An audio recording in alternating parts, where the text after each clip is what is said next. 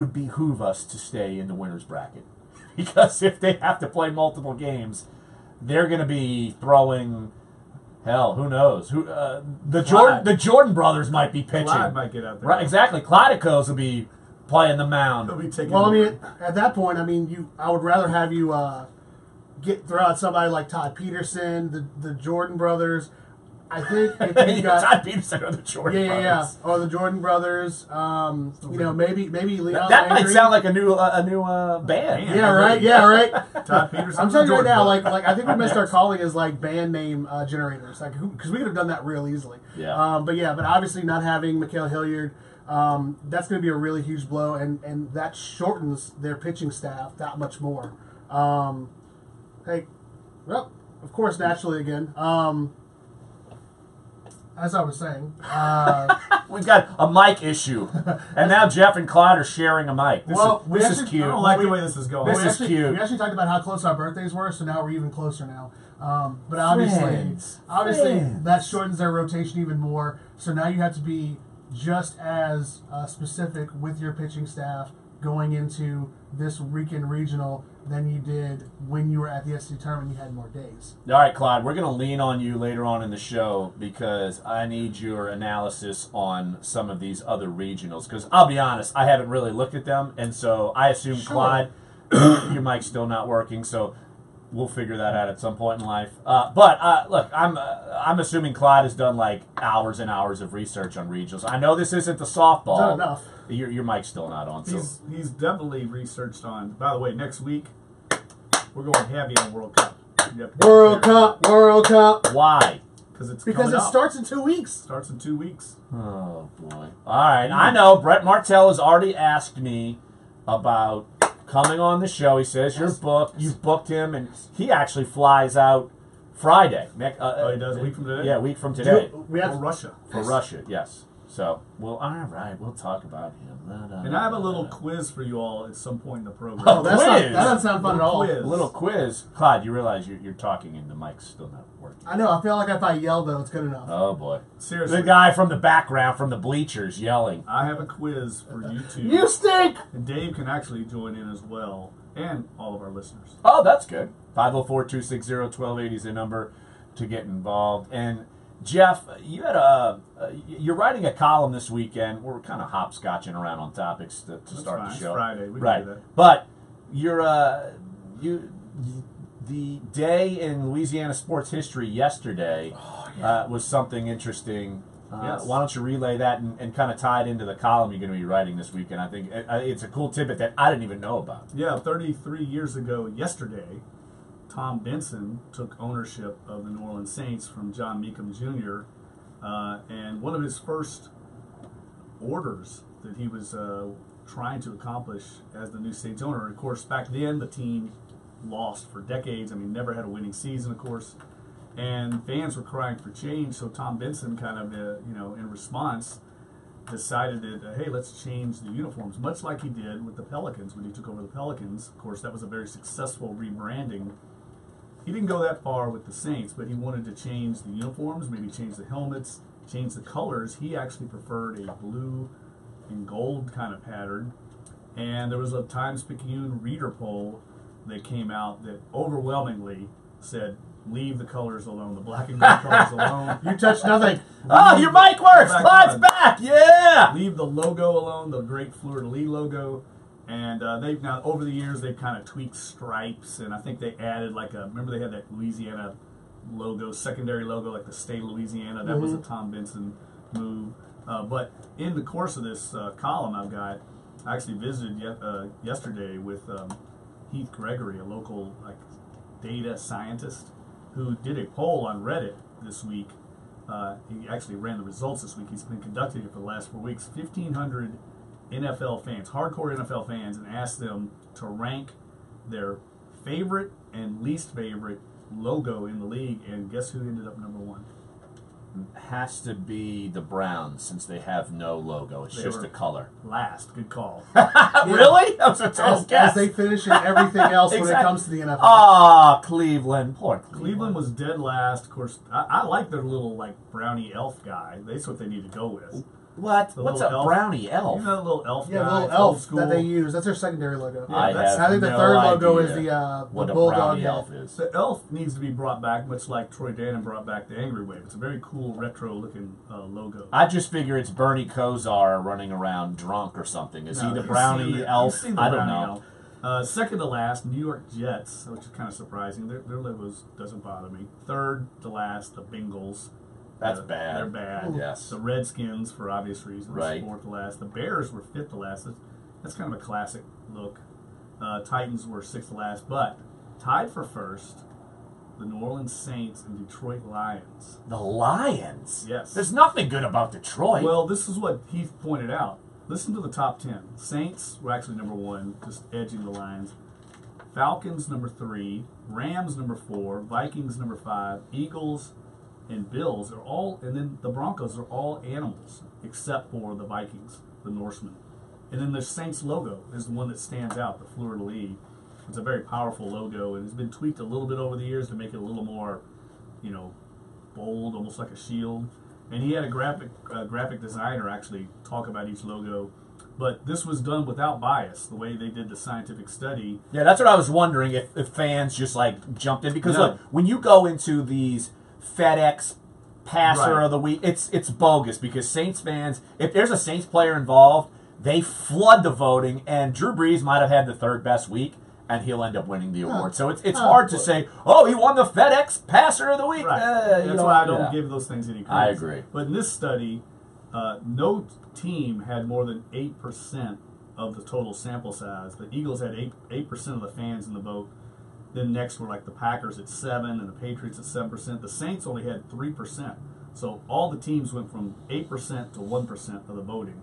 So it was a pretty good mix. There's no way anybody could overwhelm it because only 8% was the highest, and the Saints were only 3% and ended up number 1. So I think it speaks That's volumes. pretty cool. Yeah, and it's kind of surprised me, to be honest with you. And he made a point of saying that there's no way there could be bias the way he set up the sign. And this is what these guys do. They are a data science company here in town that mainly does work for other companies and corporations and branding, but he's kind of a sports fan, likes to do these sports things. So it's kind of speaks volumes, I think, to the quality of the Saints uniform and the fact that they've never really tinkered with them. And you go back to 1967, it looks a lot like what they wear today. I mean, the fleur-de-lis a little... It's a little bit bigger. It's not as polished as it was. It's not as bold. Yeah. It's bolder now than it was back then, but the stripes are kind of the same. I mean, the pants and uniforms, so they've stayed true to tradition. And mostly, the reason I'm bringing this up is because we had the Jaguars with new uniforms this past week, the Titans, the Dolphins have come out with new uniforms. I want to talk about what the Rams, if they ever went back to like the regular blue and gold. Yeah, that the doesn't- old school Ram Yeah. that they had when they were in Los Angeles. Yeah, I don't know which one I like better, the Rams, the white or the... I think like the all white. white's a little too much. I think adding that splash of color with the blue, But you know gold, what? and regular all gold. What was funny, he said, of course, as NFL fans will want to do, a lot of criticism when the results came out. Guess who criticized the most? What fans were not happy with? Cowboys, No. Eagles. Giants. We're going to guess Seahawks. 20 teams. This would be great radio. Yeah, Wrong. Seahawks. Wrong. The Raiders. Oh. Oh. They're very proud of their logo. Of course, they're proud of their logo Like because they're degenerates. their logo, I mean, it set a whole fashion trend in all of sports, and that they should have been higher than 16th. Well, all you need to do is put a logo of Mark Davis and then And that put, bowl haircut. and then put Lloyd Christmas right next to him, and you'll wonder why they are how they are. That's So, just the way. got a they are. good lighthearted column about the Saints uniforms for this weekend. It's going to be a fun read. That's my little team. That'll be Nice, fun. very nice. I can't wait to throw Yeah, or like Dave just said, a Chucky logo. Yeah, when they won like 3 games this year because they wanted to go to old school football. Yeah, we'll see how far that Chucky love goes. I do think the Raiders have an awesome logo. I mean, that old school with the patch guy, that's a cool logo. It's Well, better- that's one of the ones that'll never change, I thought the Cowboys and would be it certainly fits their fan base to no end. I mean, basically a dude with an eye patch. I'm sorry, but you are as your logo almost sometimes says you are. Yeah. Well, The you black could hole. throw 49er fan in there. You Ooh, smash yeah, those. always getting in fights, You right? smash those two together, and it's hell on earth. Exactly. Well, they've had all kinds of fights when they played. Like shootings and stuff. So that's what Crazy people don't stuff. realize. Out in California, we tend to think California, especially the Bay Area, is this kind of wine and cheese crowd, and there is that element. in San Francisco. But for the sporting events, there's a heavy gang element that goes to 49ers games. I don't know if they go now to the new stadium up Definitely in at Raiders games. But old Candlestick, I mean, we covered games there. They would have signs up in the stands. If you feel threatened in the crowd, here's a number to call for security. I mean, I've never seen that in any other stadium. They actually had employed security officials in the stands undercover in jerseys and stuff to watch out for crazy fans. It's a scary place sometimes. All right, sounds fun. Brody Miller here in about 10 minutes. We'll talk LSU baseball regional. We'll go through Saints OTAs. We got an extensive interview coming up at the top of the 11 o'clock hour with Dennis Allen, myself, and Josh Katzenstein conducting. If you want to get involved in the conversation, feel free. 504-260-1280 is the number to get involved here. Sports 1280, NOLA.com, and the iHeartRadio app on a Country Fried Friday. Dunc and Holder.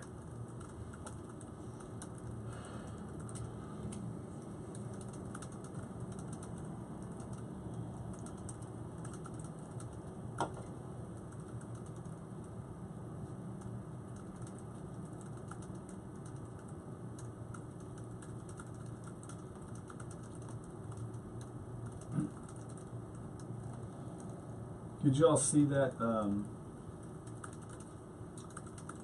I think it was the Western Conference Finals or the NBA Finals TV ratings. Oh, yeah. Bulls was in the top 10. Yeah. Mm-hmm. Or was that the finals, or was that overall? I can't remember. Oh, you mean the tweet about the ESPN ratings? Yeah, about cities and Was it New Orleans being overall? number 2.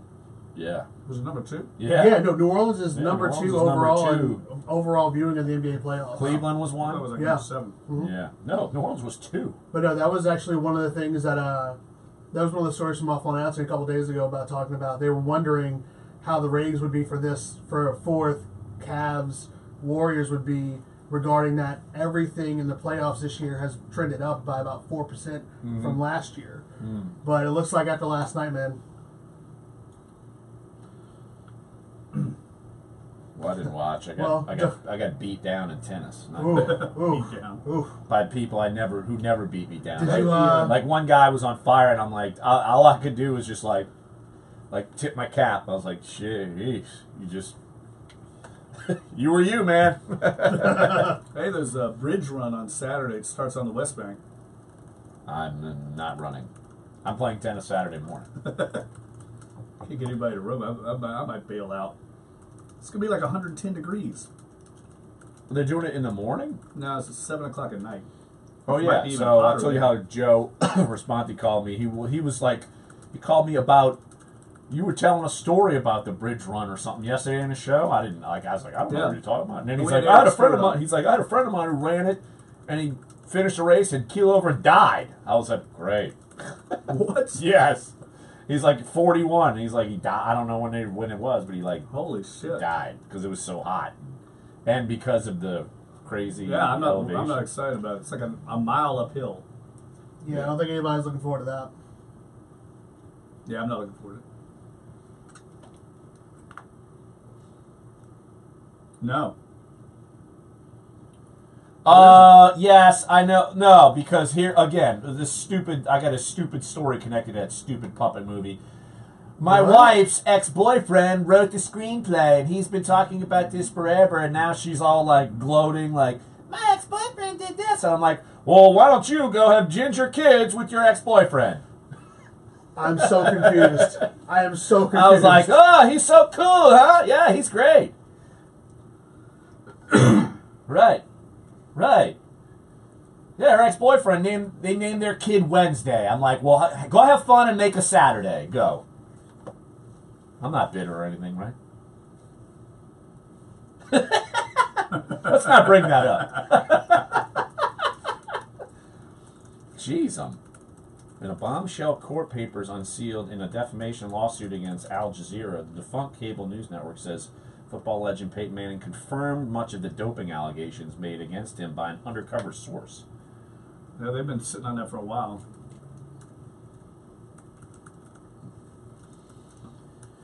Welcome back, Dunc and Holder. This is pretty crazy. I'm just read it to the guys in the studio. This is according to the Hollywood Reporter on Twitter. In a bombshell court papers unsealed in a defamation lawsuit against Al Jazeera America, the defunct cable news network, says football legend Peyton Manning, quote-unquote, confirmed much of the doping allegations made against him by an undercover source. That's, I'm wondering how far this story goes because, of course, he was adamant. When did this story come out? A couple of years ago? It was a couple of years ago. Because this was the waning years of his career, and he went all out to make sure to, put legal action on it to keep it from coming out, and that it was all false and all that kind of stuff. But yeah, man, that's a pretty. It's been a week for bombshell reports, man. I mean, because if that ends up being any semblance of being true, that's huge. It came out in a lawsuit by Ryan Zimmerman and Ryan Howard. They're suing Al Jazeera over the documentary The Dark Side Secrets of Sports Dopers, and I guess this came out within the court. I'm curious to see where this goes, honestly. I don't know much more about it, but it struck me. I figured I'd bring it up. So, there's been a lot of rumors and whispers out there about not just Peyton Manning, but other athletes as well. I think Serena Williams, also part of that group. Some big-name athletes linked to HGH, extending their careers later in life.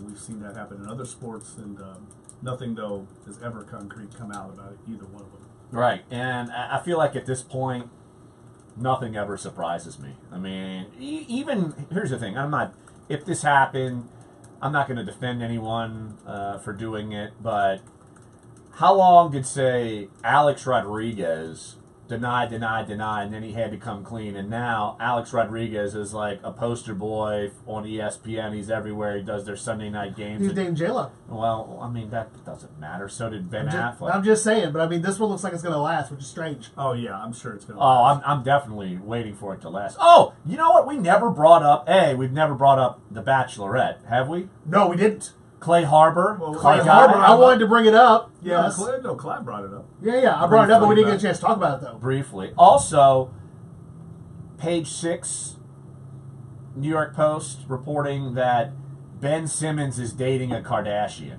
Oh, yeah, but then it's not just that he's dating a Kardashian, but it's that one of them. He dumped. So he's dating the youngest one, who was also allegedly dating Blake Griffin. And remember, Blake Griffin Here we go. left his the baby TMZ, mama. TMZ time with the Clyde. Yeah, TMZ time with Clyde. This is where we lean on it. So, and this is so convoluted, it's crazy. So Blake Griffin left his baby mama, who he has 2 kids with, was not married. We're supposed to get married.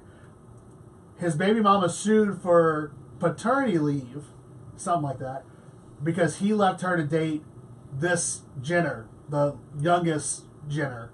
So I guess, it's a Jenner. Technically it's Jenner. It's a Kardashian. Kylie Jenner. I don't know. Or Kendall, whoever. Kendall. I don't whatever. know. So now, Rob, We're all the same. the brother who got fat. yes, the one who got fat, really fat. So it was a thyroid problem. I don't know. So Ben Griffin. No, Blake Griffin. Clyde's so tongue-tied. I'm so tongue-tied right all now. this drama. Needless to say, they were together, Blake Griffin and the youngest We're Jenner. losing Now that listeners. they've broken up, and Ben Simmons left trying to follow. Tinashe. Who? Tinashe is a... Is that Cardi B? No, it's an R&B singer, but she's close. But there was a joke that she was doing Kardashian-type stuff, and then he left her for a Kardashian. Clyde You see how loves weird this that is? stuff. That's so strange. Clyde loves this stuff. Entertainment commercial. It doesn't make any sense, man. I'm just literally saying here. He's just at trying this to point, relay the message. I'm just relaying the It's message. that convoluted. But it's very weird because now he left her. But hey, like I said on my Twitter, Donovan Mitchell, though, he worked quick. He came back with that rebound. They were caught at the same club a couple nights ago. They didn't leave together, but they were caught together at the same club. Donovan Mitchell is really the rookie of the year. I don't care what anybody says. Ben Simmons, I'm sorry, Ben. We try to give it to you, but you make some bad decisions, bro. Dave, did I hear the horn? That's the Clyde horn. We've given you a horn. The Clyde horns. There we go. Hey, man, I'm just trying to give you the news to use. That's all. The news to use. Let's take a break right here on the show. How about we get some news to use from our own Brody Miller, who just tweeted that it's in the 40s up in Corvallis, Ooh, ready to Lord. play some cold weather baseball in June. So we'll talk with him coming up next, LSU Baseball Regional. 3 o'clock first pitch today. Taking on San Diego State. So we'll talk with Brody coming up next here. Sports 1280, NOLA.com, the iHeartRadio app. Dunc and Holder. You had to go there. What? I'm just giving you the news, man. I mean, it's not as cut and dry as you think it What's is. in every relationship they ever had. Literally, I'm just saying, like, it was weird because, I mean, I don't know what it is And about then this girl. Grade, Ben dumped Yes, his third, longtime yes. girlfriend. Ben Griffin was also linked to His longtime girlfriend his of 2 longtime- weeks. 2 weeks. But no, seriously though, I don't understand what it is about this last Jenner. I should have just that doesn't asked make him any about sense. Tristan Thompson and then Chloe, and then we could have gone in another vortex. Khloe Kardashian could have put up a better fight last night. All these dudes, Khloe Kardashian could have put up a better fight all last these night. dudes just do it for like And image. and then No, what but is she's it? not even the prettiest one. And then what is it? Trump and rump. Oh yeah, right. Trump meets the rope. Trump and rump. Uh, Jeez, Trump and rump. All right, I guess I got 2 minutes. Okay. Trump and rump. We all leaving. yeah, we'll be coffee. Yeah, we're leaving. Good luck. Quitting? Do the show. Oh wait, National Donut Day today. Oh yes, it is. If you go to Dunkin', you get a free donut with purchase of coffee. Really? Well, the only Dunkin' Donuts I know was on.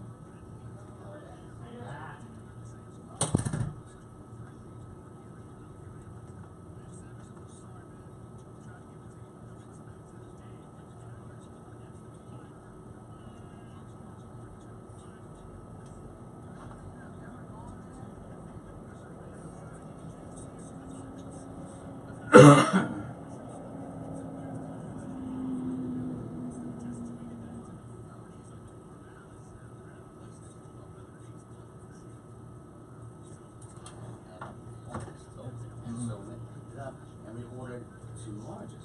Well, apparently, larges. And so the funny part is we got a small one and a large one. The small is the size of a regular large. The large is like gigantic. Well, I guess you get the And big slices. My brother walks in, like 4 slices in one. Yeah. And my brother walks in, the guy goes, "Okay, that's the large." My brother's like, "No, really?" Fired. He's fired up.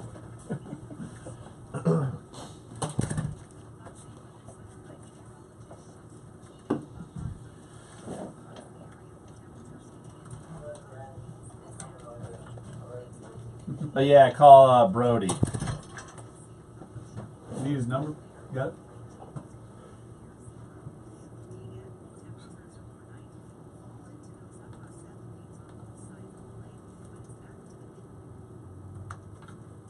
The Fox 8 Weather Center. I'm meteorologist Shelby Latino. Have a great day.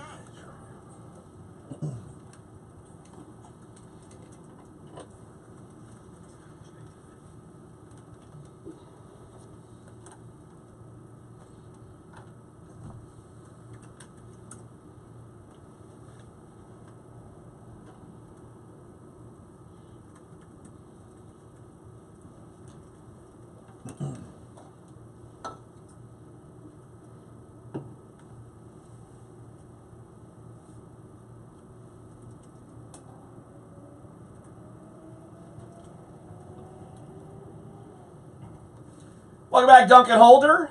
Let's head up to a chilly Corvallis, Oregon. Brody, I hope you brought your winter jacket. It's just like when we went to Minneapolis and it was 0 and negative temperatures. It's the same thing in June. If it's 40 degrees in June, that's like negative temperatures in January. I'm convinced. That's what it is. Totally.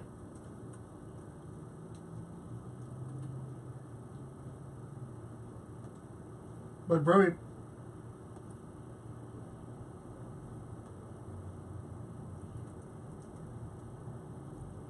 so it means that Palmineri and the puffy coat are going to be out in full force, and the batting glove is going to be out in full force this weekend, is what you're telling us.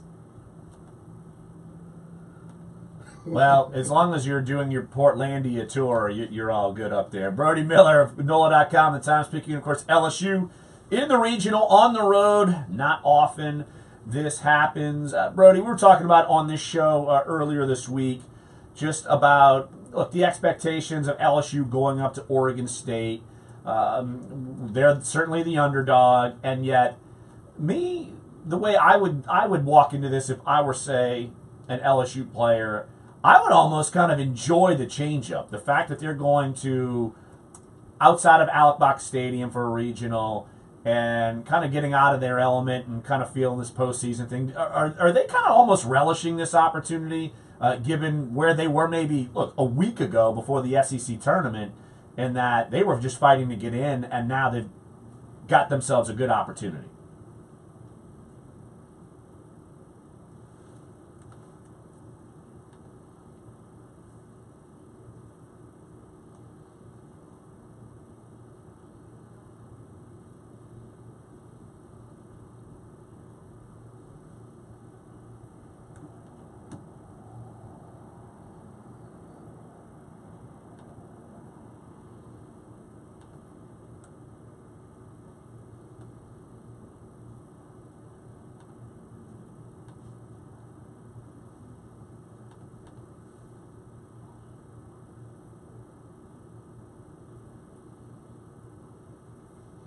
Brody, obviously the news yesterday about LSU's pitching staff, Mikhail Hilliard and A.J. Lavas out for the weekend because of shoulder issues.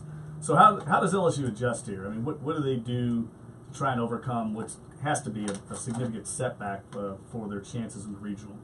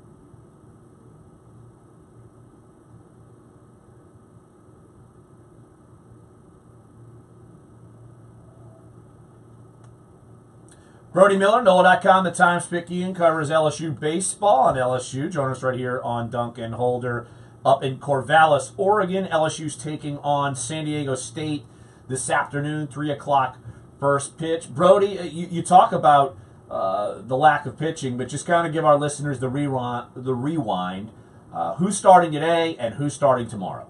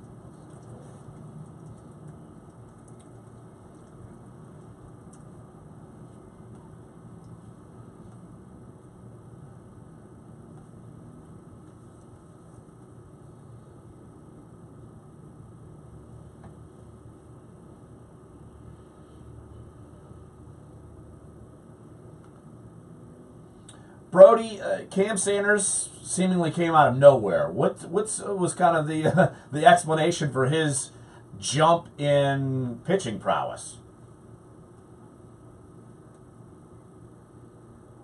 Wow, even his teammates are saying that. Wow.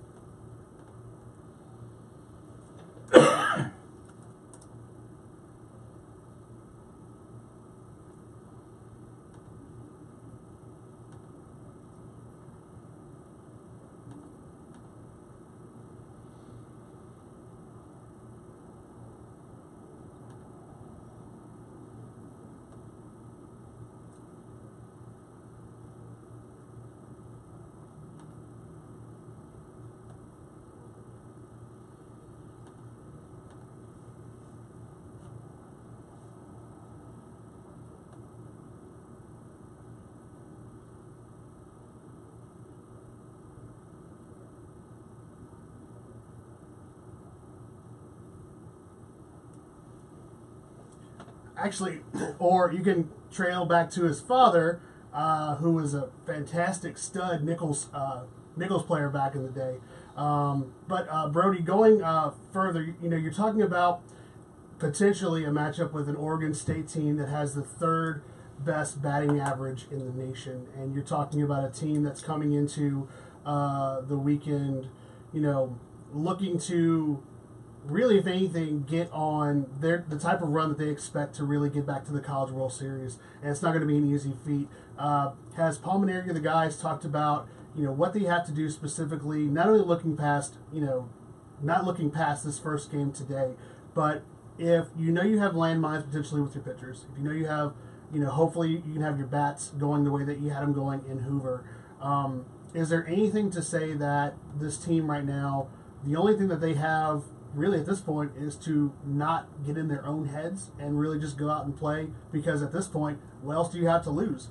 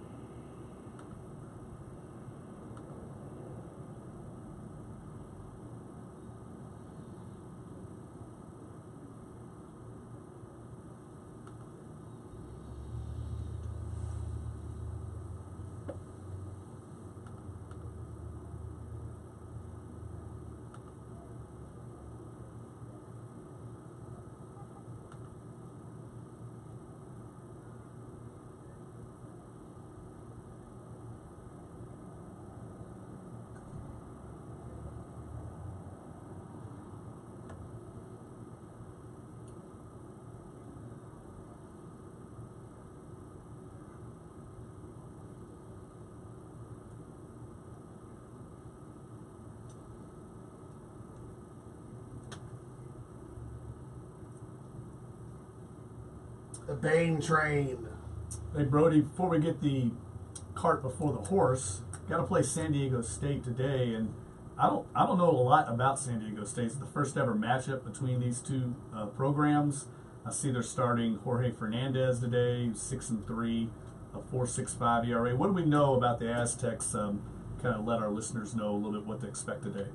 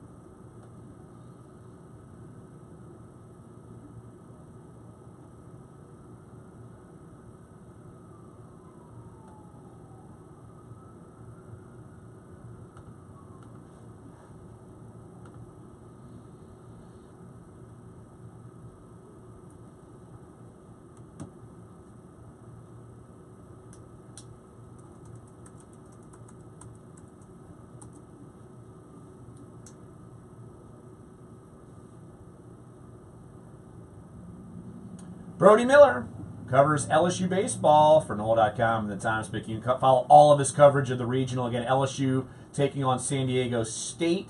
That's at 3 o'clock. Brody will be all over that. 3 p.m. Central will be 1 p.m. where Brody is hanging out in Portlandia. And also Northwestern State versus Oregon State will follow that game. Of course, winners play each other. Losers play each other. Double elimination in NCAA regional play. Hey, Brody, appreciate the time, my friend. All right, that's Brody Miller. All right, let's take a break right here on the show. When we get back, Clyde, I need you to put on your NCAA regional hat. Can't wait. I want you to give me some juicy morsels throughout the country because, honestly, I have not looked at any other regional outside of LSU's. And I do know that the winner of the Oregon State Regional would play the Minnesota Regional, which I find that to be totally bizarre as well. It's all bizarre. No, I mean, it shouldn't be. I mean, with the way that the NCAA selection committee seeds everybody 1 through 16, with the way that you look at it, Minnesota ended up being the number 14 seed, so literally they are on the bottom end of the bracket. So still bizarre to me. No, yeah. Minnesota's the host regional. Well, that's bizarre. That's actually what we're going to talk about. That's we're going to talk about a Big Ten team finally being able to break through and get to the College World Series. Minnesota, Josh Katzen's team. That's what I was thinking. If LSU happens to get there, and we gotta have a bet with Josh. We gotta figure that We out. need to break down that Lubbock regional. Well, let me guess. Louisville's in there. Louisville. Let's take a look at that Lubbock regional. Well, at least Kentucky's not in the tournament. They missed out. They're one of the last did. teams out. Jeff's still doing a little they dance. can watch Louisville on TV today. Oh, man. Sports 1280, NOLA.com, the iHeartRadio app. Dunc and Older.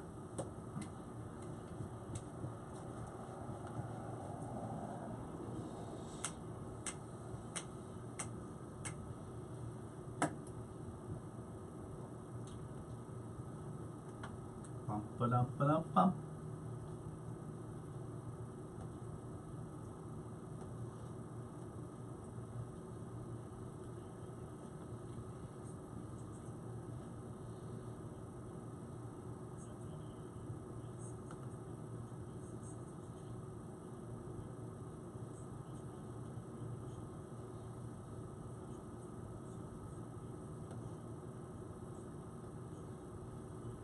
I guess I'll pull up the bracket to see what. Yeah, that would be helpful, so that we can at least jump around. And you can understand where I'm going with this.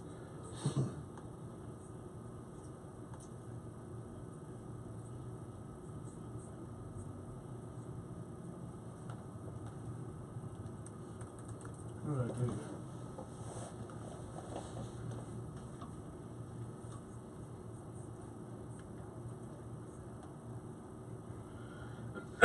Excuse me.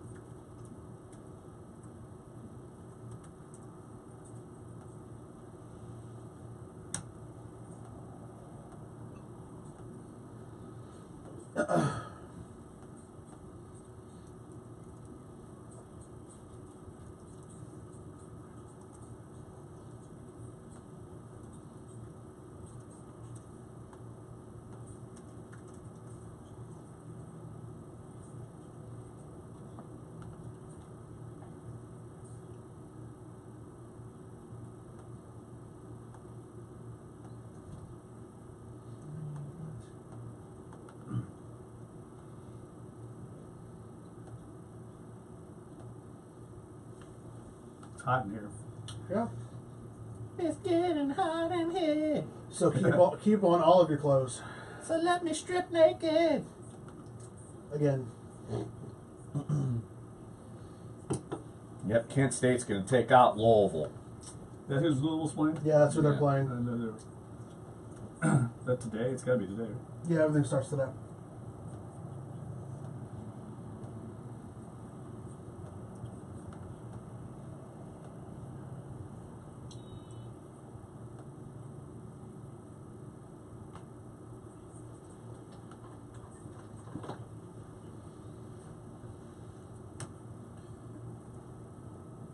Why is Todd Graffanini calling me in the middle of the show? I don't know. What is he doing? He clearly has something. He clearly has something to say. Although if he knows full well that if he had something really to say, he can just call Dave, call into the studio, we can get him on. I should just put the phone up to the mic. Absolutely, so we can hear. Put him on speaker. I think he Be passed like, hey out Todd, what's up? in the park on his regular walk in the heat, and he's looking for help, and we're ignoring him. And he's probably yes, and we're ignoring him. Hope you feel good about that, Larry. Maybe you could use the clapper. Would that help The him? godfather to your child is needing help, and you're ignoring it. I think if he need, I think. Well, I mean, again, we also know this. It's only important if you leave a voicemail. People, if you're listening to this, you call somebody and it's important, and they don't answer. If it's important for you or important for them, leave a voicemail. I agree. It's not that hard. I totally agree on that one. If I'm it's a a number, non-voicemail. well, no. If it's a number I don't know, you better leave a voicemail. You need to, or else you're not going to call back. No, You're not going to call back. It's not By the happening. way, it's National Donut Day. We Yeah, can it talk is. About that. Why didn't you bring in the donuts? Yeah, dude. That's not my job. Well, I mean, it's somebody's job. That's Clyde's Dave? job. Oh, get out of here with that. Clyde Get out of here with that. Donut Get out of Day, here. That's his job. You've That's- brought in the trail mix while Yeah. y'all scarf on things. No, it's also Clyde's job to sing the hits. Like this Sing one. the hits. All right, real quick, before we get into Dennis Allen, or later on to Dennis Allen. Yeah, we're going to play that Next hour, interview top the 11 o'clock hour. Myself and Josh Katzenstein, one-on-one. Well, two-on-one. Have we buried the with, Cavs yet? No, we with haven't buried Dennis the Cavs Allen. yet. No. I We're gonna have do a that in the quick second question. hour. Quick question. Yes. Favorite donut? You have a favorite? Glazed. That's easy. Just Uh, plain cinnamon. glazed? Glazed. Glazed. Cinnamon. Jeez, what do you like? Vanilla ice cream too? I love vanilla ice cream. I take my vanilla God. over chocolate. And you I'll wear take a like swirl a if I white can get t-shirt it. around the house all the time. That's basically the way you I go shirtless just to show off my little chest hair, my I just want to cleavage let you know chest this is hair. your fault. This is your fault for doing this. What? For that. What? Glazed donut. Glazed is your donuts are favorite donut? I like cinnamon. I like straight cinnamon dusted. You go get me a Krispy Kreme plain glazed donut. It melts in my mouth. I'll eat 50 of them. I went to District Donuts yesterday. No chocolate? What about chocolate with bacon? District has chocolate. No. They do have that. No. I've had that a few places. It's interesting. I mean, the texture No. of it, and then the bacon The fat. salt and sugar Yeah. combination, man. It's classic. That- I'm down with say the cream with the vanilla custard in the middle. I'm down with a cream like an donut. eclair kind of thing. Yeah. Yeah, I can that's a get good down call. with that. They have one in Louisville at a donut shop in Louisville, and we're going back to one of my all-time favorites. They have a Samoa Girl Scout cookie topping. All comes back to the Samoa for Jeff. Dunkin' The- Donuts has the topping. a connection to the Girl Scouts. This past year, This they ought to be did good. Girl Scout inspired donuts. So they had Thin Mints, they had Caramel Delights, because remember Samoa is a trademark. Right. Caramel Delights, and then they also had Girl Scout inspired coffees. So you can get coffee with. I love that horn. The That's Clyde great. horn. That's the Clyde horn. I love that. I'm just gonna ignore it.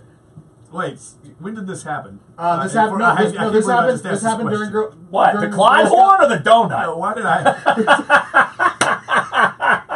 I don't know. We've derailed another Friday. This is your derailment. fault. We were trying to talk about We're something. trying to It's talk your about fault. the baseball regionals, and you brought up Donut Ah, Day. it's National Donut Day. You brought up All over Donut the Day. internet. It's Although they everywhere. did, By the way, the district did have a cinnamon sugar glazed donut. It looked fantastic. real quick while we're on the subject of food, and let me get this off my chest. Had a very poignant night last night. Went and ate at Commander's Palace. Of course, Ella Brennan, the great matriarch of the Brennan Restaurant Group, passing away yesterday at age 92. Great night, a great meal there. The famous Commander's Palace sign outside the restaurant, they had it dark for the first time ever in the history of that restaurant, that great institution in Uptown. And it was just a classic night. A lot of people there kind of paying the respects to a great New Orleanian. And we were talking at the table last night how many institutional cultural icons we've lost in the last few years, right? Ella Brennan, Tom Benson, Fats Domino.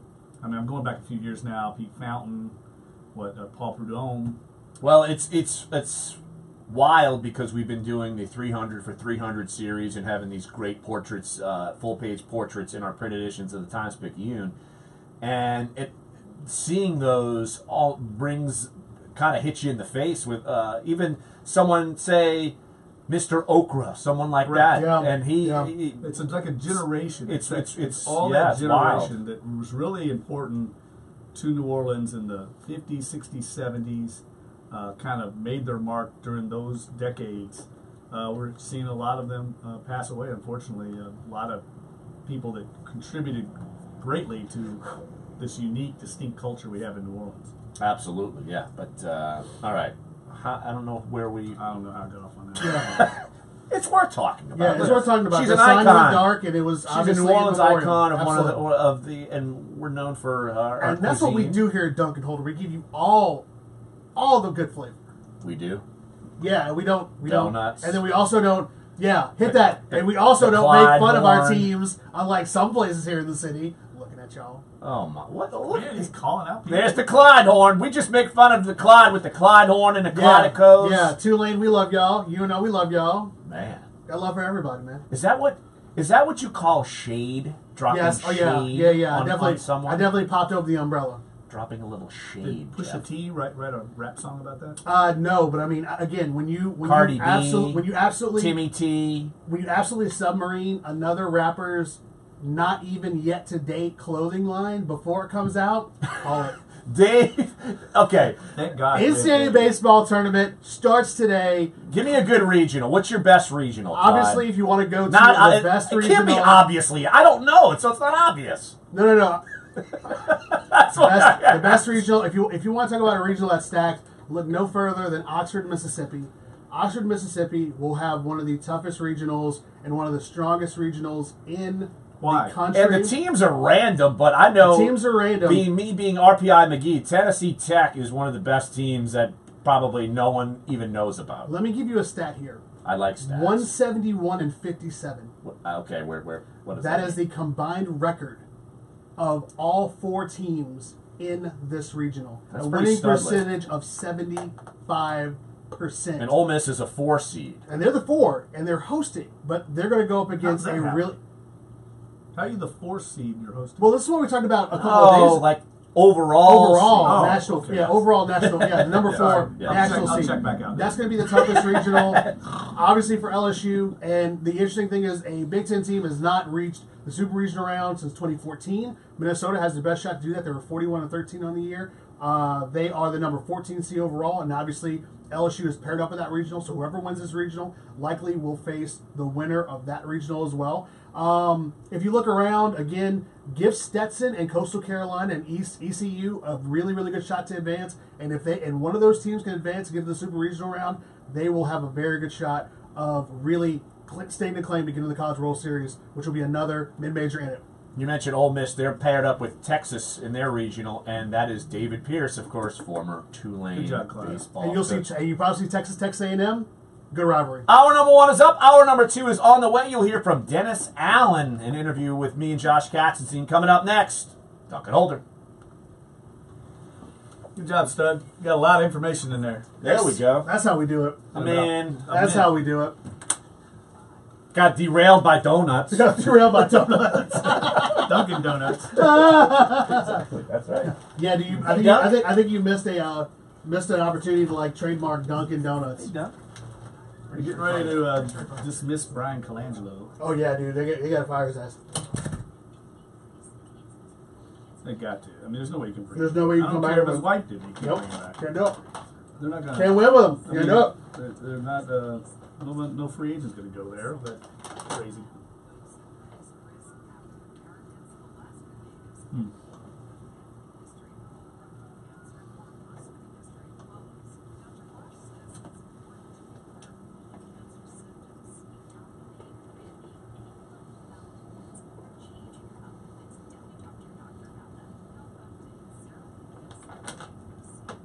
He should just resign. You know.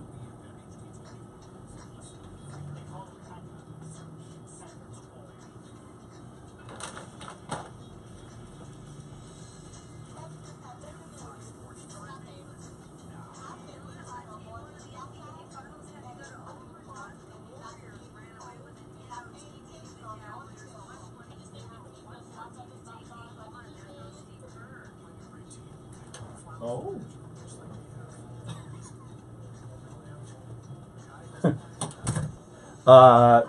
Todd will counter your regional and say, go look at East Carolina's regional. Yes, I was gonna say that one too would be a very close second. Yeah.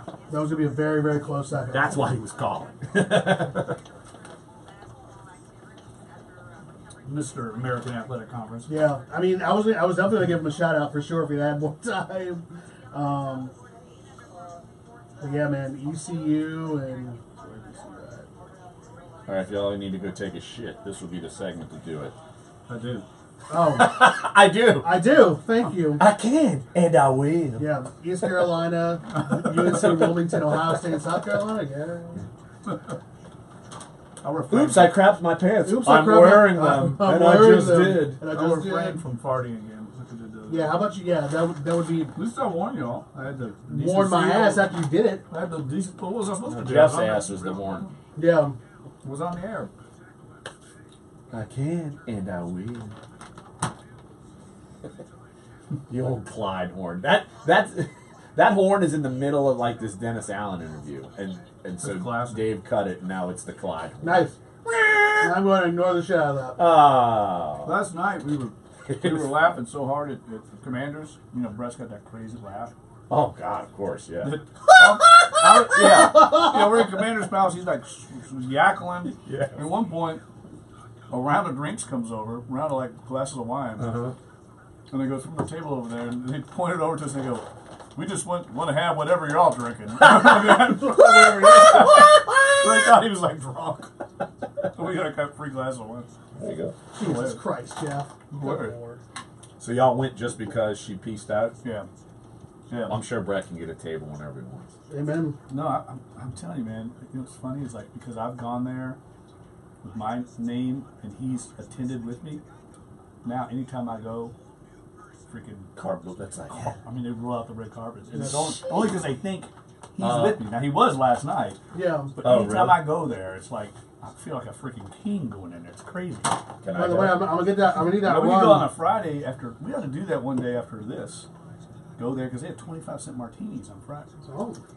And then go have lunch after we get done. Just Yeah. get smashed. Oh. Yeah. Good hammer. In. Get like a big table. We probably should go at the last day of this. We should Let's do probably that. go. 25-cent martinis. That's not terrible. Don't leave out Katzenstein. He'll freaking go bonkers. Yeah. Go bunkers. He wanted. He did you go with him I think I to? went once there with him. Did you go with him? He was trying to get me to go to Saba. Yeah. I went. You went. I couldn't. Yeah, I he was. like, Yeah, he told me he tried to get you. Yeah, I mean, he wants to like try to go to Brightson's, and I'm like, because he's like, we gotta go to Brighton. He went. He's going once, and it was me, him, Marcus, and Joe Shad. Oh, that's right. That's right. where because he interviewed for a Saints job. That's right. Wow. The one that Herbie got. Wow. It was between, Are you serious? It was between Joe Shad and wow. Herbie. That's crazy. Yeah. I mean, he would have taken it, but he took the other job. You took Right. the Miami. Yeah, You got Miami. yeah. I mean, he's from Florida, I think. Right. I don't blame him. I like. And Herbie was I like a good Joe. hire, man. Joe used to be kind of a turd, but he's. Oh yeah, I like every time I see. Yeah. Well, I think he got humbled, you know. There's no doubt he's humble, but no, he's cool. Yeah. Every time I see him, I call him, "Hey, Joey." Yeah. He definitely. He definitely. And he told me that Rossini used to send him nudes. And I'm like, that surprises you zero. We need to. I don't know if Joni would allow this. She probably wouldn't get the hall pass. We need to go out with her and Jane Slater when they come to town one time. Oh, what? And just see What? Just see what the hell happens. Oh my God! Like, they need to be out like in another town, and then I didn't realize. I didn't realize Jane Slater was a G. I didn't realize she we was got a like G. a group, and they were in our group. Where just me, you, and them two. That would look not good. I mean, like we had like your girl Rossini would like. Oh God, she'd attack me. Oh. It's okay. I know. Yeah, it's like duh. No shit. Are you gonna Wait a second, Diana. Are you gonna set up the interview? Yeah. And then okay, so we're gonna do this Yeah. segment, huh? Yeah. All right. I don't even remember. Like that. Yeah. I don't even remember what we talked Yeah, about. no, the Clyde horn. The Clyde horn. Clyde's got his own horn, his own band. His own music Jeez. band. His own mood. What is it? Who? What do we call it? Like Cocky Clyde, cranky Clyde, crabby flicks, Clyde. No, that's true. You come in your crabby mood. No, Then that's when you true. read that, you get your own music. Like, what is all this? I don't get any of that shit. Yeah, shit. True. All right. Okay. Coachella. I still don't really know what that is. Is it just like a concert? Yeah. That's what I assume. It's like I kinds of assume it's like Woodstock. crafts and shit. Yeah. Right. And DeMarcus Cousins. I guess he's technically a millennial.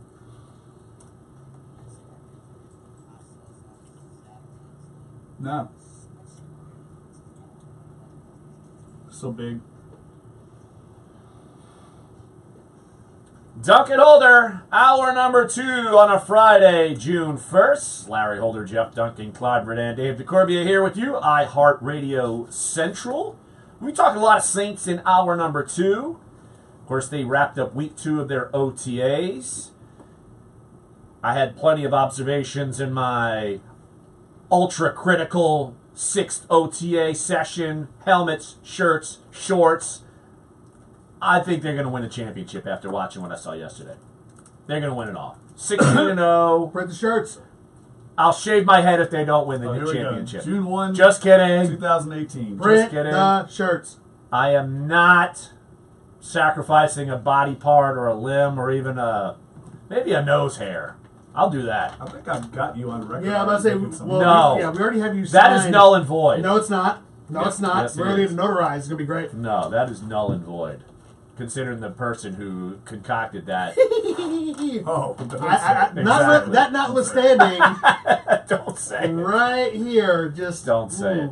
So, I read your impressions or your observations yesterday. And watched your video. That is on the Duncan Holder Facebook page and Twitter. Very Yes, true. yes. And it seemed like it was kind of a spirited workout. You got to see some one-on-ones with Mike Thomas against Marshawn Lattimore. That's good stuff.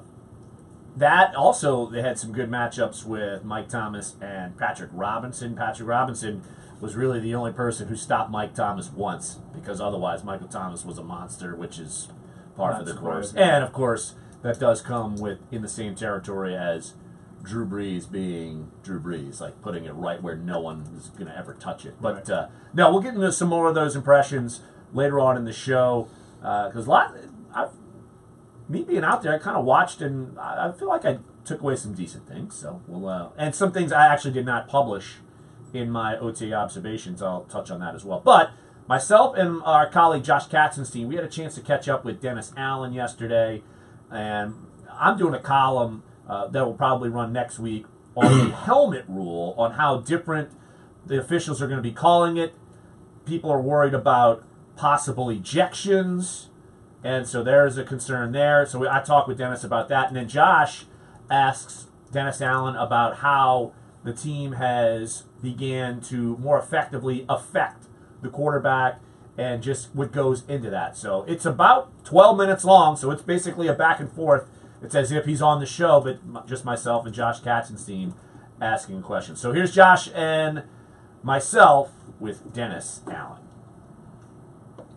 Or music. What do you say? All right. All right. Break time. Time to go deuce it.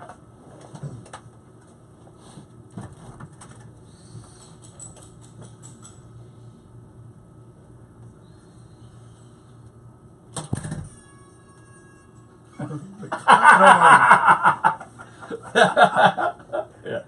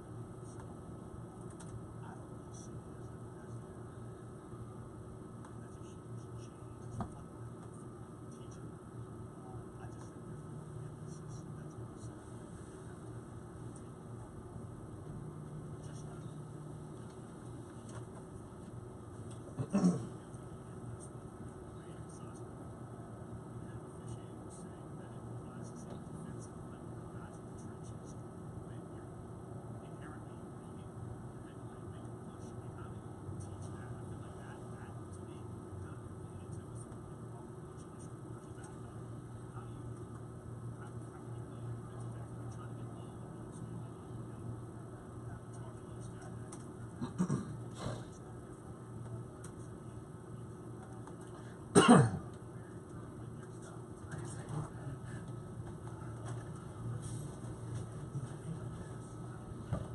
mercy.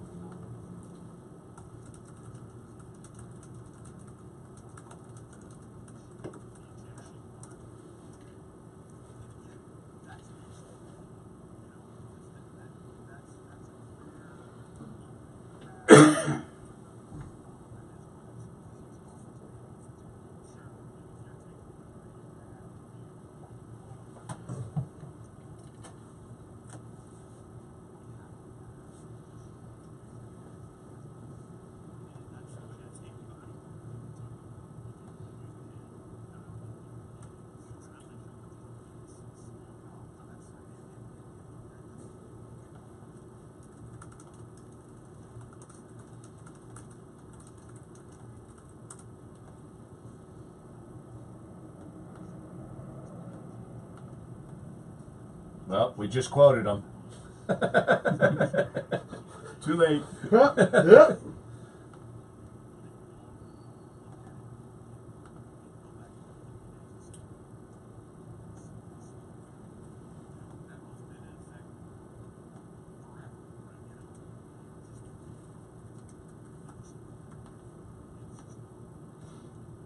It's about 12 minutes long, so it's basically a back and forth. It's as if he's on the show, but just myself and Josh Katzenstein asking questions. So here's Josh and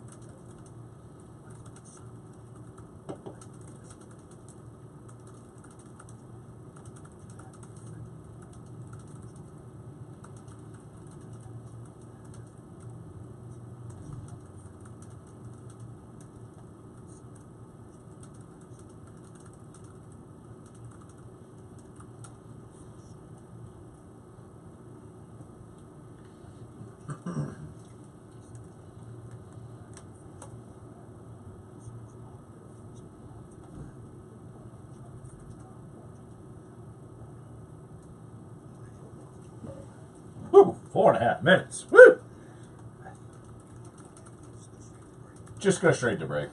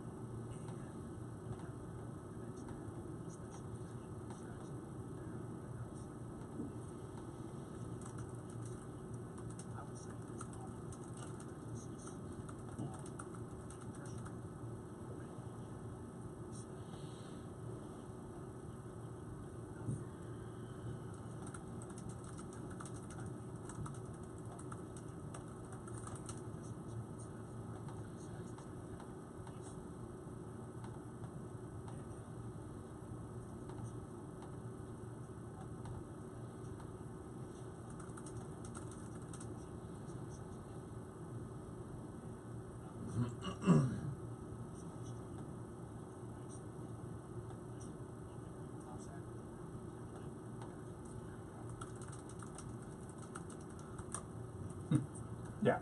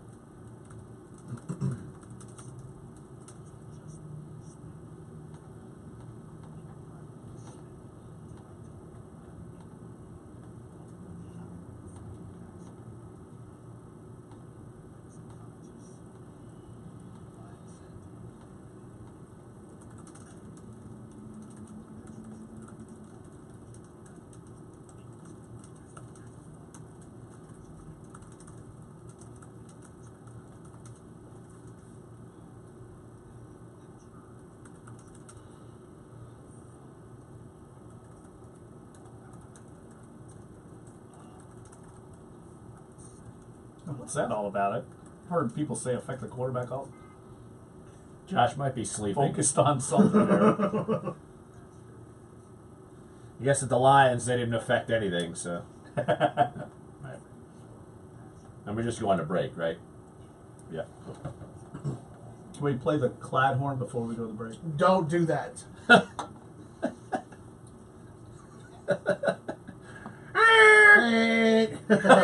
Eugenics. You did it! Eugenics. And ladies, she'll like it too. GTFOH. Sick of y'all. We tease because we love. He's sick of y'all. Now give me the salty mix. No, give me this. Give me this sweet sauce mix. Yeah, give it to me. All right, I hope no one fell asleep through that. No, I just think people are always interested. Anytime you get Dennis Allen. Yeah, what's it? You did Dennis Allen, yeah. He hardly ever talks. It's great. Yeah. Play as much as you can. Yeah. He's good. He's a good talker. Doesn't say a whole lot, but he says a lot. Right. I know You know what what I you're saying. Yeah. Well, I thought he was pretty genuine. He's like, I'm just curious to see how they interpret the rule Oh, because yeah. we don't know what the hell they're going to do.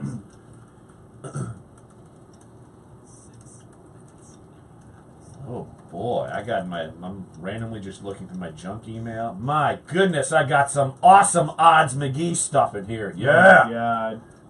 Oh yeah.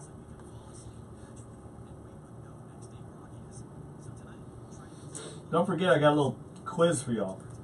Oh, I'm going to fail it. Yeah. I failed most things, right? And the good part I'll never have time to study. I'll never get into Stanford, Stanford. I have time to think. I'm so scared. Zach Morris pretty is trash. I'm pretty confident that all three Zach of you Morris is jabronis are going to fail this quiz. Well, I've already given myself an F. Yeah. Like And that'll be the Adrian fourth Peterson. F he's given. God damn it. F. Now, speaking of Adrian Peterson, he's in these odds. Oh!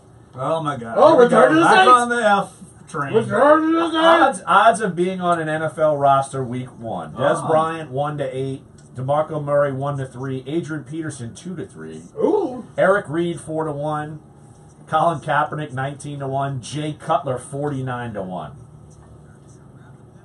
Over under on number of players who will make a quote political statement other than kneeling, end quote, on the sideline during the national anthem during the first week of the NFL season, 49.5. Wow. Odds Donald Trump tweets about the national anthem issued during the first week of the season, September 3rd through 9th, 1-4. Bet the house. That's a great. Yeah. Those numbers are trash. That series is awesome. That's so good. God. I turned someone else on to it yesterday. I was like, this is awesome. How did I not know about this?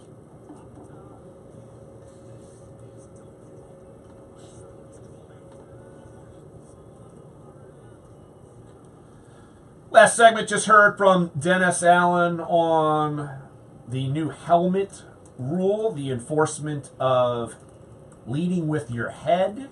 And of course that, even though it will be apply to every player on the field, it will primarily apply to defensive players, and that's what they're looking for. And I think Dennis was pretty frank about teaching the rule. He doesn't think it's going to be a major problem teaching the rule. What he's concerned about, and I totally agree, is the enforcement of the rule.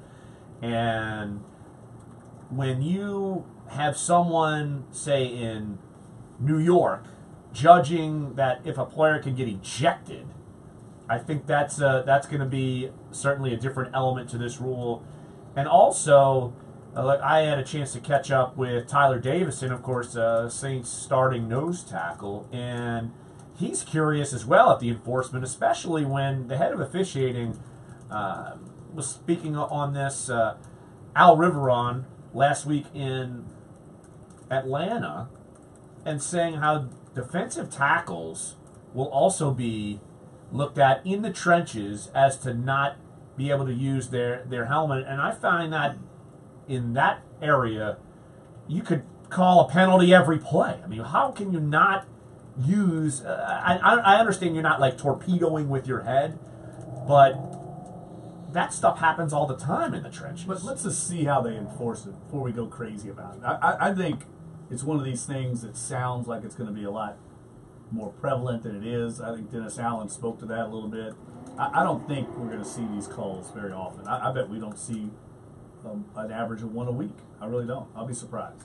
I'm just, it kind of takes, and Josh threw in the question, another subjective element, whether someone gets a 15-yard penalty or this, that, and the other. And I just think it's another hindrance on defense. Now, there are certainly elements where, and Dennis Allen alluded to the Ryan Shazier hit. That's what they're trying to take out of it. But I'm curious, just as Dennis Allen is curious, how far are they going to go with this? in a split second or in a slow-mo They're going replay. to go as far as they have to. I mean, they're taking the head out of the game. I mean, that's what they're doing. They've been trying to do it for a number of years. Eventually, it will take. We talked about it on the program earlier this year when I went and watched Ireland, England rugby. They don't have helmets in those games, and that's a very physical, violent sport itself. But because they don't have helmets, they don't tackle with their heads, and you can see the difference. And I think eventually we're going to see American football get a lot more like rugby because the helmet has allowed people to use as a weapon, and they've got to get that out of the game starting at the youngest age. And I know Sean Payton talked to you about that a lot, went at length about it because he's now on the competition committee. Yes, and he thinks and he's a major proponent of doing this and adamant about it. And he literally physically showed me examples of what not to do. And when I'm talking, say, about defensive linemen, he showed me an example. He's literally spinning me around. I'm going in circles with Sean Payton. Imagine this. I'm interviewing Sean Payton. I've got my recorder, and he's running around me in circles, and I'm having to try to go around in circles because he's trying to show me, say, a defensive lineman or a defensive end who is trying to get around a defensive lineman and may use his head to kind of get under.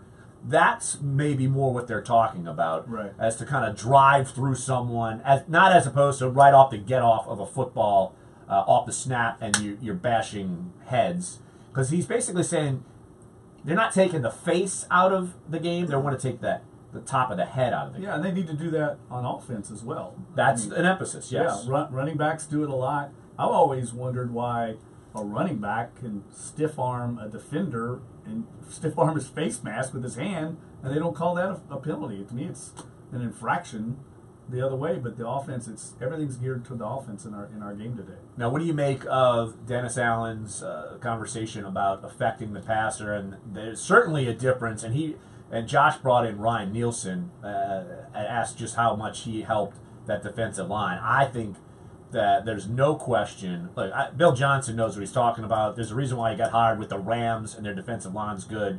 Now they have good players, but there's a reason why they're good, and he's been in the NFL for a long time.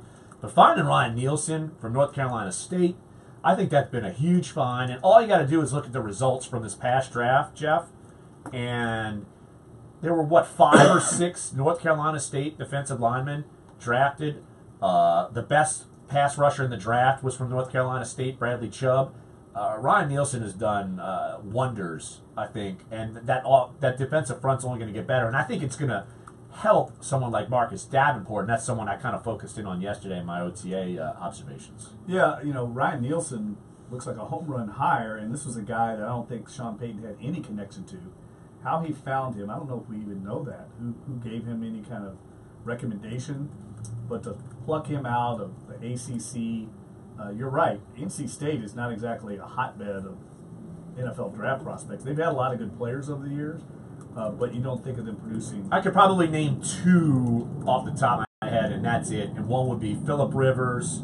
The other one would be Mario Williams. Didn't they have a great receiver a few years ago that didn't pan out? He was like a top 10 pick.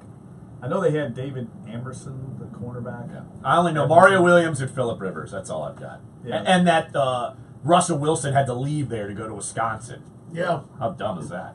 Yeah, they've had some good players. It's amazing how many good players. But Chubb, obviously, an elite prospect, and he put out a lot of other guys in the draft this year, and he'll probably be a defensive coordinator, I would assume, one day. The way he's going, his star is really shooting in the league. But one of the things that stood out to me about what Dennis Allen said was affecting the quarterback. There's a lot of different ways to do it, and what the Saints did a year ago by drafting Marshawn Lattimore, Marcus Williams, is they affected it on the back end by holding their coverage longer, forces the quarterback to hold the ball longer. That was a huge problem for the Saints going in the past. Eternally. I mean, it was an eternal problem. I mean, quarterbacks were getting rid of the ball so quickly because the guys were wide open, and the coverage couldn't hold. And Dennis Allen had to adjust his coverage. He went to a lot of zone because they couldn't play man-to-man. Now they're back playing. They've got the pieces in place in the secondary, and we saw the results up front because quarterbacks were holding the ball longer. Saints, in turn, got more pressure. So it works hand in hand.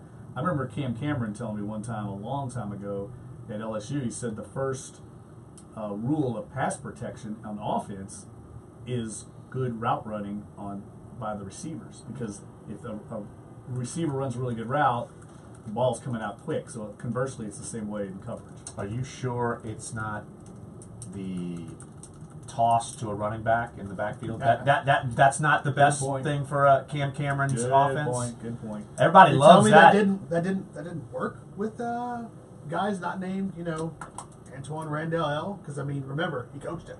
Oh, I'm just saying, like, the silly toss to Leonard Fournette. Halfback toss, the halfback toss dive. I think Cam Cameron was influenced greatly by one Les Miles during his tenure at LSU. He was influenced by something. He's the only offensive coordinator I've ever seen in the NFL get fired, and then they bring in a new one mid-season, and the team wins the Super Bowl. Oh, hater. I've never forgot. Well, that's the last Super Bowl that was here. Yeah. The Ravens, when they won, they fired Cam Cameron in the middle of the season. And who was it they got? Oh, my God. The old Colts coach, the old Lions coach. Who was it? The boring guy. Man. The Colts. You talking about Jim Caldwell? That guy, the boring guy. Oh, that guy, the boring guy. They hired him. He replaced Cam did. Cameron that year, and they won the Super Bowl. And the 49ers. 49ers. And then that propelled him to the Lions job. The Yeah. 49ers should have won that Super Bowl. They were the best team in the league that year. They Well- just didn't play well that game. Well, we all know what happened during that Super Bowl that kind of changed things. Well, they were getting Our man the smoked Graph. before that. I was thinking this. Our man the Graph's right. Torrey Holt. That's what I'm Torrey talking Holt, about. yes. Thank you, Graph. There was another Robinson. Was it Keon Robinson or something like that? I'm looking it up. Marcus Robinson. Who? Right, he's alive. See? No, he's alive. Don't But accuse me of- Well, he might have he's texted- texted twice now for things. He might have texted. Well, he might have. Or he got run over by a face down streetcar and or texted. something. He There might we go. multitasking. Multitasking. I'll give some OTA observations, and if you want to chime in with phone calls, feel free. 504-260-1280 is the number to get involved here. Sports 1280, NOLA.com, the iHeartRadio app. Duncan Holder. Man, I was thinking Torrey Holt, too, and I just didn't pull the trigger and say it. Jacoby Brissett. Oh, gosh. David Emerson. J.R. Sweezy. Sweezy. The old Sweeze. Willie Young. Wasn't he on the Saints? Or no? No, they were like, thought of like... Jamario Presley. Oh, God. I remember that guy. A.J. Davis. He was on the Saints for a little while. Mm-hmm. Mario Williams. Manny Lawson. Man, he lost. Phillip Rivers. Jericho Cotchery. Jericho Yeah, Cotchery. he's been in the league a long Terrence time. Holt. That's... Oh, no. I'm thinking of Corin Robinson. That's what I'm thinking of. Number 9 pick in the draft. Oh, jeez. For like He's Seattle? Totally washed out, yeah. You mean Seattle, yeah. Totally washed out. Yep. Yeah, he was not good. Womp womp. Womp womp. Oh boy. Oh boy. Ibby. Maybe. Ray Agnew. No, I tried to get Nickelbackenstein, and he's like, stiffed me. He's like, I've got to hit at 11:30. I'm like, well, you're a loser. Exactly. Typical. Give him the Clyde Horn. He's not getting invited to our Never mind. end Yeah, of season bash. right. Yeah. F Right. Not nice. Yeah, Not Dave, nice, you need to guys. get out June 15th, our last day. You need to get someone in here Yeah, to you cover. need to get a day off. And so we can go eat. Last Day so we can go to Commanders and have 25-cent martinis. Martinis.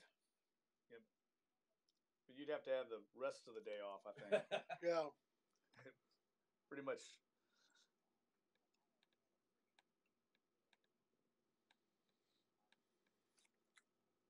Me either. It's been at least 2 weeks for me. And when I Yeah, take shut the off, fuck up. I take off to go to work. Yeah, you go to work. Yeah. That's terrible. By the way, I told these guys June 9th, Kingpin. I'll He have an knows. Open bar. He was in. I'm not Joey done. wants- I'm not done. I have an open bar tab Yeah, yeah. under my name. Joni wants to go. Oh yeah, that's right. Oh. Awesome. You don't know what to do with yourself. Is that going out on the air? Sexual harassment. Panda. Sexual harassment. What are you, Samantha Bee over here? You are feckless. Cardi B. Good word. Cardi B. I miss her.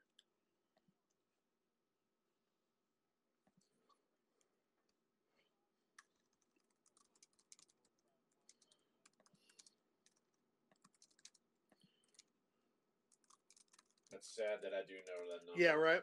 It's not as bad as Spencer Callahan. Spencer Callahan is the one to see. 323, yeah. 86753. Oh my God! I was just about to say Rosenbergs. I swear I was just about to say that.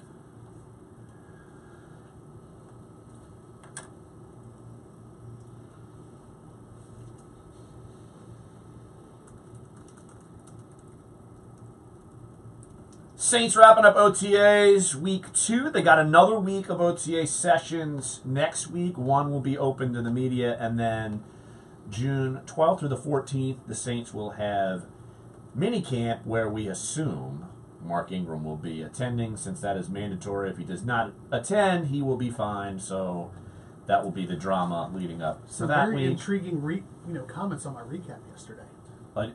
Because you guys chatted about did. Marky Poo. Yeah, I defended Mark. Yes, we did. Yes, you did, and that was really the crux of the post the recap yesterday was the idea of using Jeff's argument that really, if you look at some of the injuries that have gone on, specifically like I think there have been injuries in Pittsburgh and Philadelphia and a few other places, San Diego, Hunter Henry. Yeah, there's really no reason to. So I mean, some of the comments are.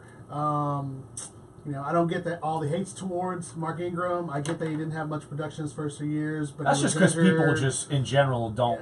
Yeah. They have this bias against him, and it stems all the way back. And even his teammates say because he's an Alabama guy. It's crazy. Seriously. And one says you want a new contract, you show up and prove you deserve a new contract.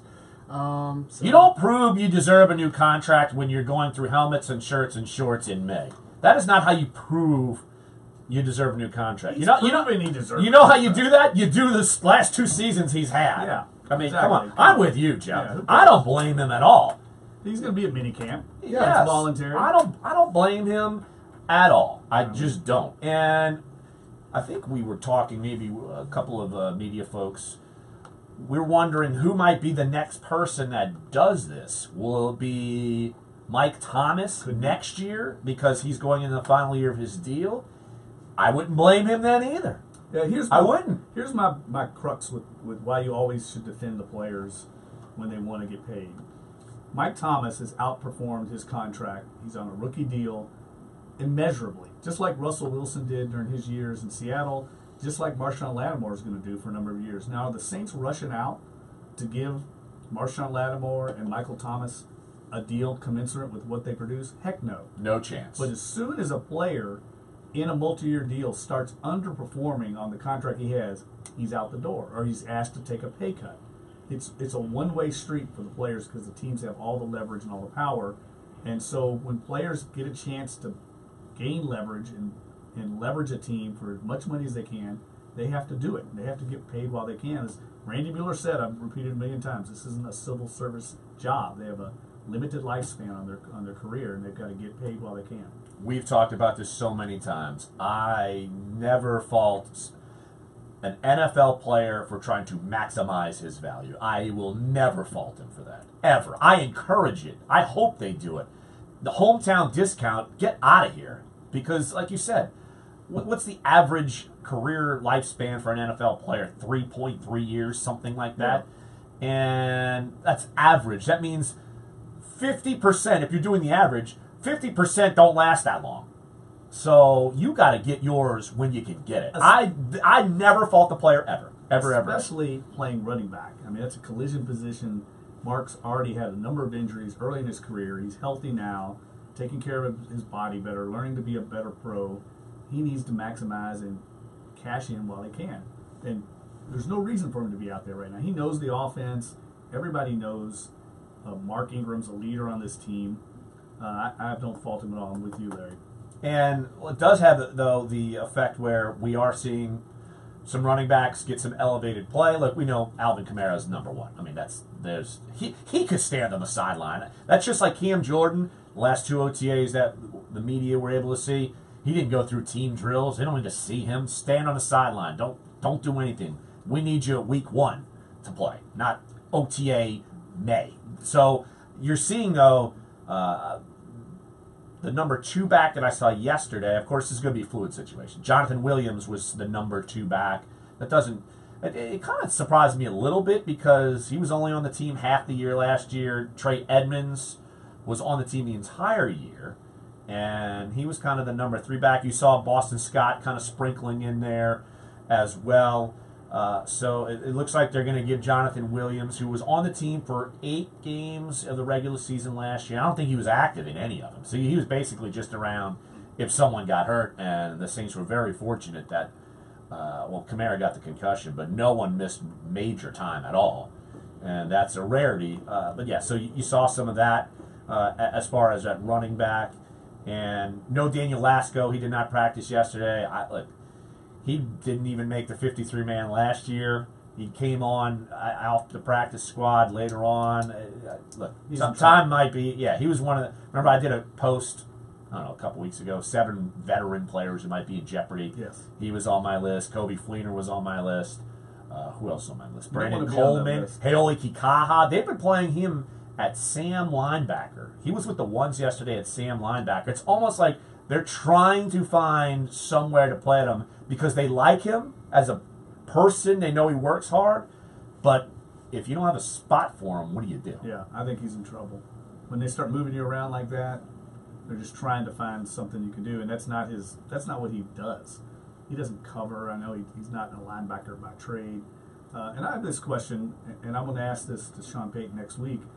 I can't remember, in all the years I've covered the Saints, them returning their entire coaching staff and basically their entire starting lineup. I mean, Kenny Vaccaro, I guess, was a starter who's not back. Otherwise, I mean, because Zach Strief went down early, you basically have the entire starting offensive line back. I don't think I've ever seen a team anywhere retain all their starters and all their coaches. I mean, that's really, really rare. The only new starters I can see as of right now would be he might not even necessarily start. He didn't practice yesterday, so Von Bell was out there. So you're going to see 3 safety looks. Demario Davis will be the one new starter I could see on the defensive line. Well, it depends on Okafor's health and the development of Davenport. So it might be a new starter there. Offensively, tight end. That's it. Ben Watson. He's going to be your new starter, and that's it. So it is rare. Yes. The retention there, and what kind of challenge does that bring?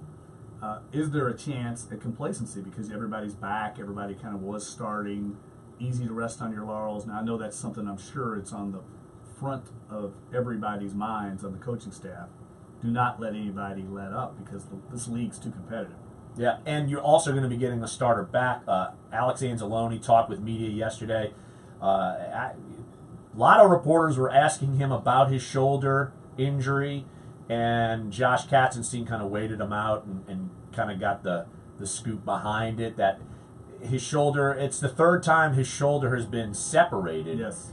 This time, though, they feel that they properly healed it. They did a different procedure on it and to shore it up. And Alex, look, he's been out there weak side linebacker in team drills. He's been the guy, especially at nickel. Like they put him out there, and I assume he's going to be starting it. So he's coming back, and you've got all these other pieces at linebacker. And I've written a column about this that they seem like they've got a lot of depth there. You got 5-6 guys, and they can all play different positions. You're in good shape at linebacker. Typically, you're only going to play 2. Just don't want to have shoulder injuries when you're a linebacker. That's not good. Chronic injury to your shoulder. Right. Tough position to have that. Right. So it sounds like that they've got it healed now. If he gets hurt, we'll see. Yeah. But yeah, so yeah, it's something we're going to watch. So, all right, let's take our final break right here on our Friday edition. I'll go through some other tidbits I had from OTAs yesterday. And I got a quiz for you. And our quiz.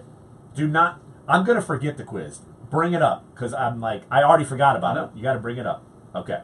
Quiz time from Jeff. We're all going to get F, F, F. We're all getting an app like Adrian Peterson. Sports 1280, NOLA.com, the iHeartRadio app. Dunc and Older. I love Adrian Peterson's Fs. Beat up your kids, loser. Beat up your kids, loser.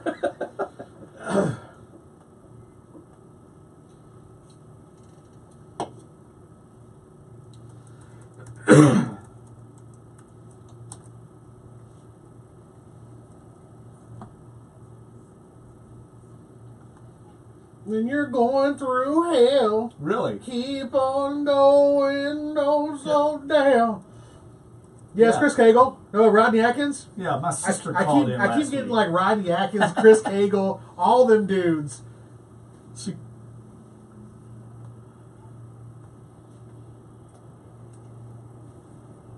I was about to say, did a lot of them come through last week Be for like, "Hey, guys." Superfest? Did a lot of them come in for Super? Yeah.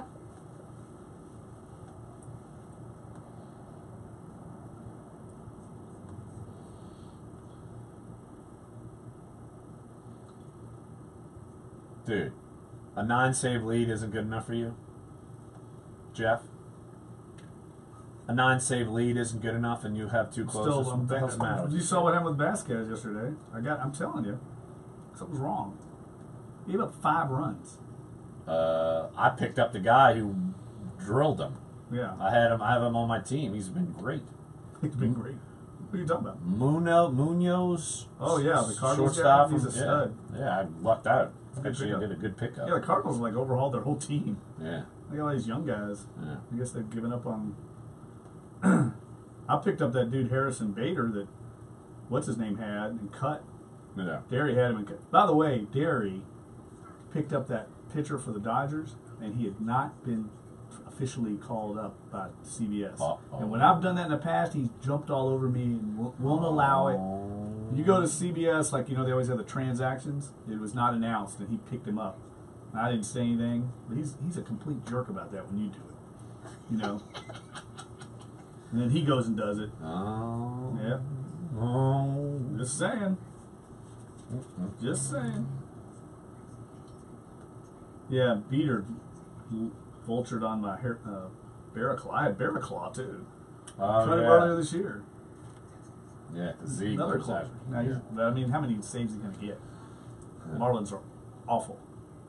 Yeah. Let's go. It's full of shit. Hi, he's full of That's shit. classic. Oh, we're on the air, Coach. And there's Reeve's face.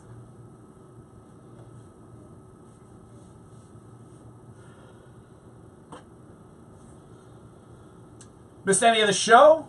Sports1280.com. Find the podcast there. And you can also go on our NOLA.com YouTube page. All right, I'm gonna forget. So Jeff, it's time for the quiz. If you want to go check out more OTA observations, they're all on the website. Go do it. All right, very quickly before we get into your observations. Well, if we run out of time, we run All out of right, time. But I don't want to. I don't want you to walk out of here on a Friday, bent all weekend, that you didn't give us a quiz that's going to make us all look like idiots. All right. So, all right. Yesterday was the Scripps National Spelling Bee. Oh, God. no. Karthik Namani I'm- won, the 14-year-old from Texas, and he spelled koinonia to win.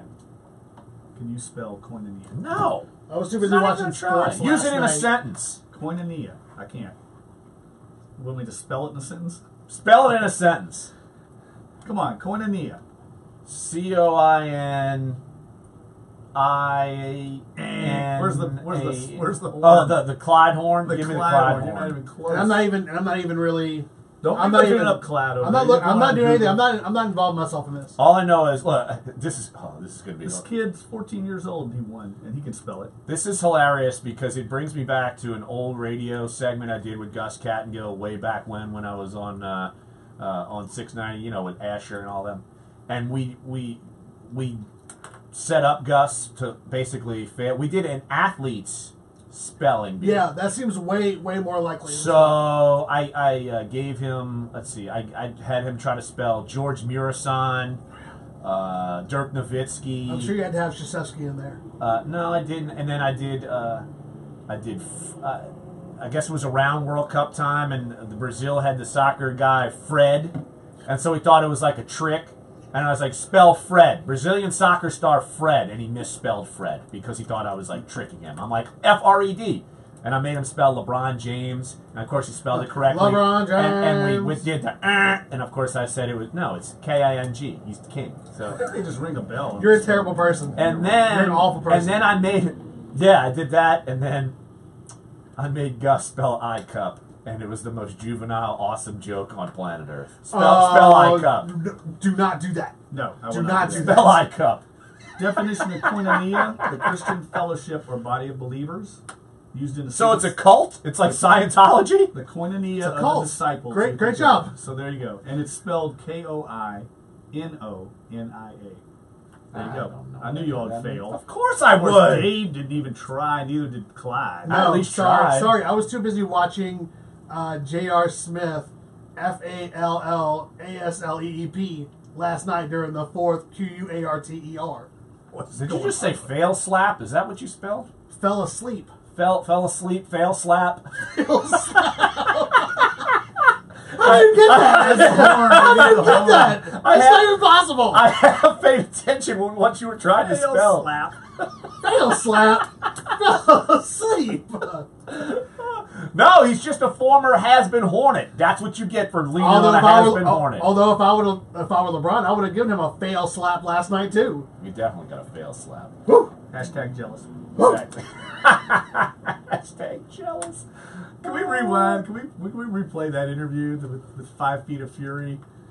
Oh, with Interview. Alexa? Absolutely. Bliss, and he dropped the hashtag jealous in the middle of his That was interview. pretty clutch. That's what I do, man. Yeah. That's what I do, something like that. dog. You know who's been clutch? Michael Thomas. Taysom Hill, baby. Oh, well. It's party time, So what did he USA. look like? I think it is the first time I've ever seen him throw a pass in team drills because I've never. I didn't go to OTA last week, and even during the season, you never watched team drills.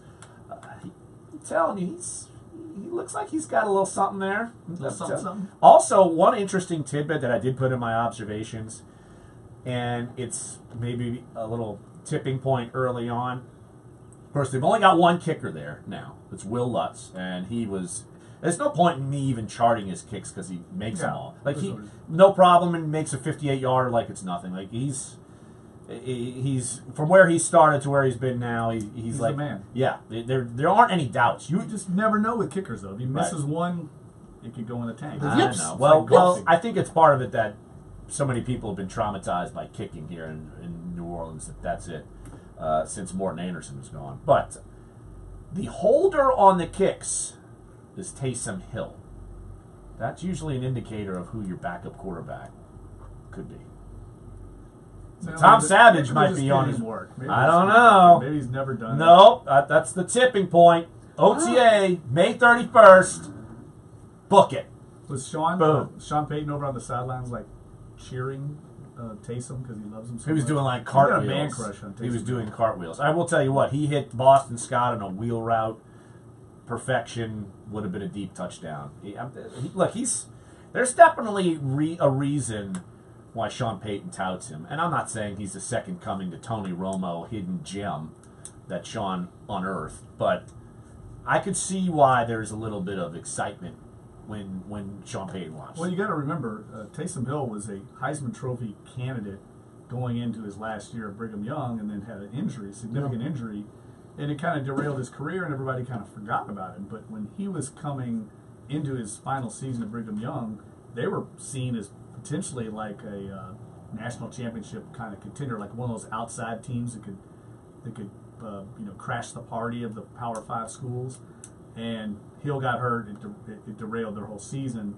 And Mike McCarthy was very high on him. They kind of screwed up letting him get away, and I think they feel like the Saints, stole Taysom Hill from him, but they should never allowed him to become available. They should have kept him on the active roster. They tried to slip him through. The Saints jumped on it, and now if you're Taysom Hill, I'd rather be here than Green Bay because you're going to have a better chance maybe down the road to replace sooner than you would certainly Drew Brees. Now, last year he would have a chance maybe to be the starter when Aaron Rodgers went down instead of, was it Brett Hundley? Yes. Yeah, Brett Hundley. Right. So I think the Saints quarterback room right now might be the best they've had since Peyton's been there. I would say I like the depth there. I like the young talent. They seem to be very high on J.T. Barrett. Oh, poor J.T. Barrett. He didn't look good. He struggled, I'd say, a little bit. He didn't get a ton of reps, which you're not going to as the fourth quarterback. But he threw the only interception. It's the second week in a row where we've seen it. And it was just a bad throw. And Nate Stupar, like a linebacker's undercutting a route. And it's just something he didn't see. And then I feel like the next pass play, he was Haoli Kikaha actually got back there and affected a throw. So, yeah, it's... Look, he do I think Taysom Hill could be the backup and J.T. Barrett can be on the practice squad? I could see that. Are you saying that J.T. Barrett fail slapped? I mean, on that one throw, yeah, it was a fail slap. You know, fail slap.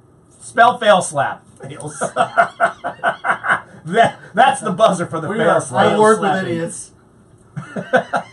So I just zoned out. With morons. I just zoned out. It's Clyde spelling things at me like I'm like. That's what my parents used to do to me whenever they were spelling curse words. Exactly. It's like my grandmother was the king of that, and I was like, once I got old enough, I know what you're spelling, Grandma. Get the horn ready.